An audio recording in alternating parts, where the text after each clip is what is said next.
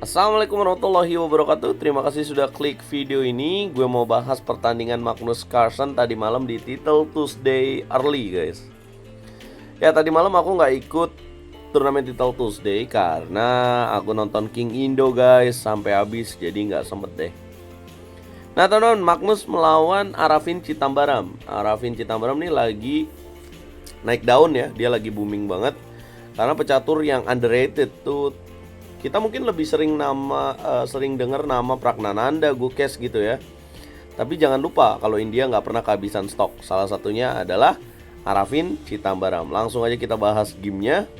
Ini sangat menarik. Magnus Carlsen mainkan langkah H3. Ya, langkah pertama yang lagi-lagi aneh. Ini ada nggak sih openingnya? Ini adalah Clemens opening. Ya, tapi ini secara prinsip dasar opening kurang bagus ya. Jadi kalau kita bukan levelnya Magnus, jangan main kayak gini lah. Kita main prinsip dasar yaitu menguasai 4 petak ini, guys. Jangan lupa di like dulu ya, di share dan di subscribe. Dan jangan lupa jadi langganan di YouTube Herald Chess buat dapetin ilmu-ilmu catur dengan durasi 90 menit, guys. Mulai dari 30.000. Arafin menjawab dengan langkah E5, putih E4, kemudian hitam kuda F6. Kemudian putih kuda C3, hitam kuda ke petak C6, putih kuda F3, dan hitam gajah B4. Kayak kehilangan tempo aja sih main H3 ini. Ini untuk tempo aja sih. Gajah B4 ngancem kuda, putih A3, kasih pion di petak E4 ya. Dimakan, makan lagi. Tapi hitam gak berani makan pion E4. Kenapa? Karena kalau dimakan, putih juga punya ide kuda makan E5 ya. Apabila dimakan, maka lanjutannya menteri D5 ngancem 2 kuda langsung. Arafin lebih pilih langkah D6. Kemudian Magnus gajah D3. Hitam mainkan langkah rokade, putih menteri ke petak E2. Hitam menteri E7, putih gajah G5. Hitam kuda ke petak D8. Manuver dilakukan di langkah ke-9. Tujuannya jelas banget, mau kuda E6 ngancem bishop di petak G5. Putih lanjutkan manuver juga dengan langkah kuda H4. Jadi kalau misalkan hitam kuda E6, putih masuk kuda F5. Arafin belum berani dong lakuin kuda E6 ya, bahaya. Hitam lebih pilih H6 dulu. Magnus menjaga gajahnya, gajah ke petak D2, hitam lanjutkan kuda E6, Magnus kuda ke petak F5. Langkah bagus. Hitam menteri ke petak D8. Ini formatnya 3 menit bonus waktu 1 detik ya, teman-teman. Putih melanjutkan dengan jalan rokade panjang. Hitam kuda ke petak C5. Masuk ke middle game. Kira-kira apa langkah terbaik buat putih, guys? Buat menang nih. Buat unggul lah, buat nyerang gimana caranya, teman-teman, menurut kalian? Yes, benar banget kalau kalian memilih langkah G4 ya. Tujuannya apa? Mau dobrak lewat jalur G dong.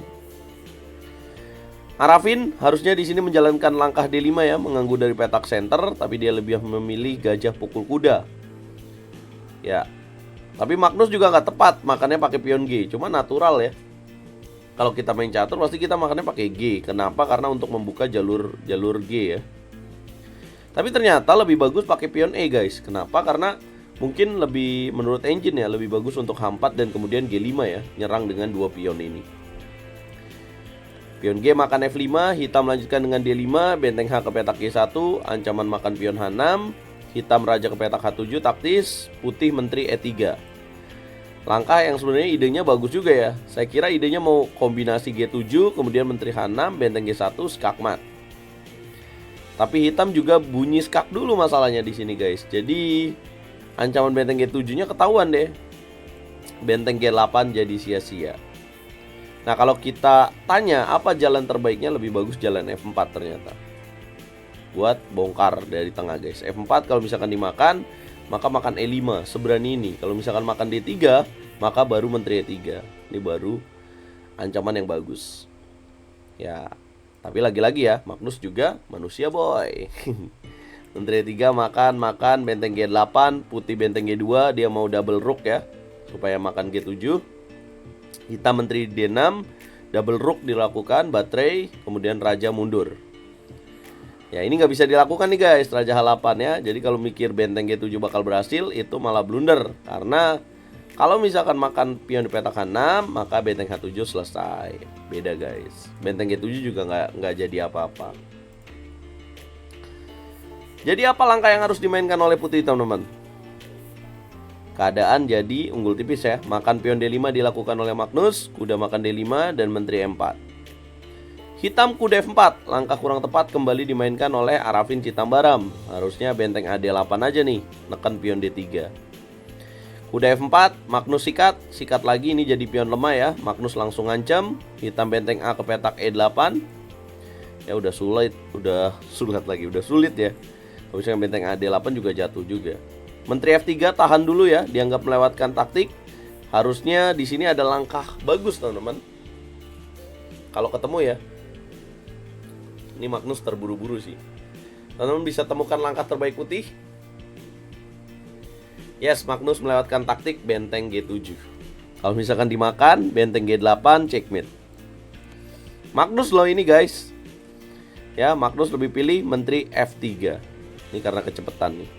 C6, benteng F4 dimainkan, menteri F6, putih unggul 1 pion, benteng M4, benteng D8, D4, benteng D5 naik ngancem pion di petak F5, benteng F4 jaga, benteng G ke petak D8, natural mau C5, jaga benteng juga. Putih raja B1, hitam B5. Putih benteng E1, hitam A5. Putih naikkan benteng ke petak E4, menjaga pion di petak D4. B4 dilakukan, sikat lagi, nggak ada takut. Benteng ke petak B8, ngambil pion B4. Apa yang harus dilakukan oleh Magnus, teman-teman? Nah, kalau kita udah unggul begini ya, kita hitung pion putih 1, 2, 3, 4, 5, 6. Hitam 4 pion, unggul 2 pion. Terkadang yang perlu kita lakukan dalam bermain catur adalah just need simplification. Apa itu? Sederhanakan aja teman-teman, biar kita gampang, biar serangan lawan tidak berhasil ya. Kita udah menang unggul 2 pion, Magnus lakukan jalan benteng E5. Walaupun dianggap salah ya. Ada langkah yang lebih bagus yaitu menteri C3. Tapi natural lah benteng E5 buat sederhana, ngilangin satu bentengnya hitam. Dan hitam juga tidak tepat di sini. Harusnya benteng B4 apabila dimakan, makan lagi. Menteri ke petak D5, ada menteri B6. Ini lebih menarik buat Arafin. Ya, maka Magnus apabila benteng B4 harusnya menteri C3 ya. Cuma Arafin juga makan benteng E5 karena waktunya tinggal dikit. Makan lagi menteri E5. Apa yang harus dilakukan oleh Magnus di posisi ini, teman-teman? Bisa tebak? Apa langkah terbaiknya? Yes, mendorong pion F6 dulu, coba menghancurkan bangunan raja. Hitam melakukan menteri S1 skak, harusnya G6. Apabila G6 dilakukan, kemudian putih raja ke petak C2, raja H7, lebih seru nih. Tapi hitam menteri S1, raja ke petak C2, G6 dimainkan, dan kemudian langkah blunder ya.